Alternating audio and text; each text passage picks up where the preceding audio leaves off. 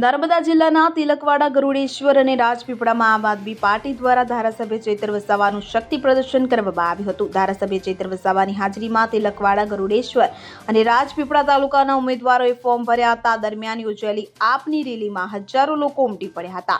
આદિવાસી પંથકમાં ઝાડુ ફરી વળશે તેવા સ્પષ્ટ એંધાણ જોવા મળ્યા હતા। તકે મીડિયા સાથે વાત કરતા ધારાસભ્ય ચૈતર વસાવાએ વિશ્વાસ વ્યક્ત કરતા ડેડિયાપાડા, સાગબારા સહિતના વિસ્તારોમાં તેમજ સમગ્ર નર્મદા જિલ્લામાં આમ આદમી પાર્ટી બહુમતી સાથે જીતશે અને જિલ્લા પંચાયત, તાલુકા પંચાયત તેમજ નગરપાલિકાના પ્રમુખ પણ આમ આદમી પાર્ટીના જ બનશે હોવાનું જણાવ્યું હતું। વધુમાં આપણા ધારાસભ્ય ચૈતર વસાવાએ જણાવ્યું હતું કે સ્થાનિક સ્વરાજની ચૂંટણીઓમાં આમ આદમી પાર્ટીમાંથી કેટલા કેન્ડિડેટ આજે રાજપીપળા હરસદી માતાના આશીર્વાદ લઈને તાલુકા પંચાયત, જિલ્લા પંચાયત અને નગરપાલિકાના ઉમેદવારોના ફોર્મ ભરવા માટે અમે જઈ રહ્યા છે।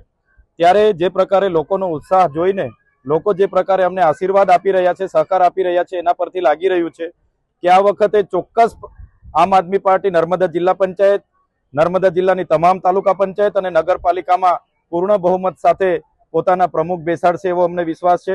જે પ્રકારે આમ આદમી પાર્ટી નર્મદા જિલ્લામાં આગળ વધી રહી છે એને જોઈને ભાજપના નેતાઓ પણ ઘણા નિવેદનો આપ્યા છે કે ભાજપની સામે આ વખતે આમ આદમી પાર્ટી મજબૂત છે અને એનો ડર ભાજપના નેતાઓને પણ આજે સતાવી રહ્યો છે। નગરપાલિકાઓમાં કેટલા ઉમેદવારો? જે પ્રકારે અમારે નગરપાલિકામાં 27 ઉમેદવારોની અમારી તૈયારી છે। તમામ જિલ્લા પંચાયતો, તમામ તાલુકા પંચાયતોની અમારે ઉમેદવારી ફોર્મો ભરાયેલા છે।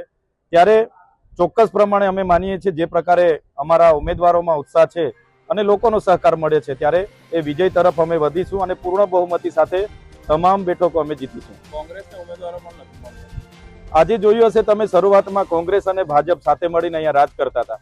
કેટલાક ભાજપના પીઢ નેતાઓના પરિવારમાંથી, કેટલાક કોંગ્રેસના પીઢ નેતાઓના પરિવારમાંથી ભાજપમાં ફોર્મ ભરાયેલા છે અને ભાજપ હવે એમની વિચારધારા પર ચાલનારી પાર્ટી નથી।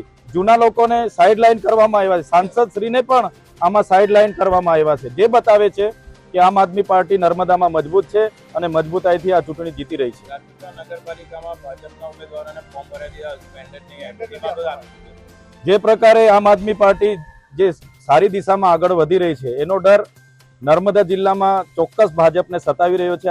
હમણાં પણ આજે છેલ્લો દિવસ છે અને 12 વાગ્યા છે છતાં પણ આજે ઉમેદવારો ડિક્લેર નથી કર્યા। એ જ બતાવે છે કે આમ આદમી પાર્ટી મજબૂત છે અને ભાજપ આમ આદમી પાર્ટીથી ડરી ગઈ છે। આજે તમારા કાયદાકીય સલાહકાર, તમારા જેલવાસ વખતના હરીસિંહ વસાવાએ કોંગ્રેસમાંથી ઉમેદવારી કરવાની। આમ આદમી પાર્ટીમાં ઘણા મારા સાથીઓ જિલ્લા પંચાયત અને તાલુકા પંચાયત લડવા માટે ઉત્સુક હતા।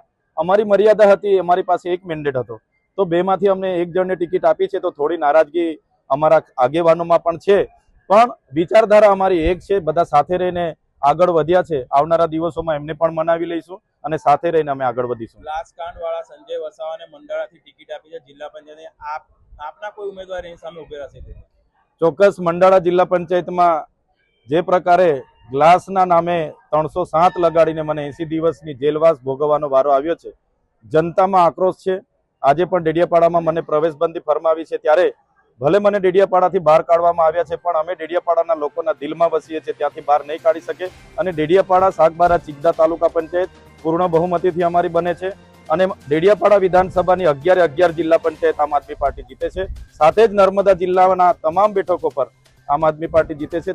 જિલ્લા પ્રમુખ પણ આમ આદમી પાર્ટીના હશે અને તમામ તાલુકા પંચાયતો, નગરપાલિકાના પ્રમુખ પણ આમ આદમી પાર્ટીના હશે। દીપક જગતાપ સાથે CN24 ન્યૂઝ, રાજપીપળા। હવે જુઓ દેશ દુનિયાની તમામ ખબરો તમારી આંગળીના ટેરવે। ઉઠાવો મોબાઈલ અને Google Play Store પરથી ડાઉનલોડ કરો અમારી CN24 ન્યૂઝ મોબાઈલ એપ।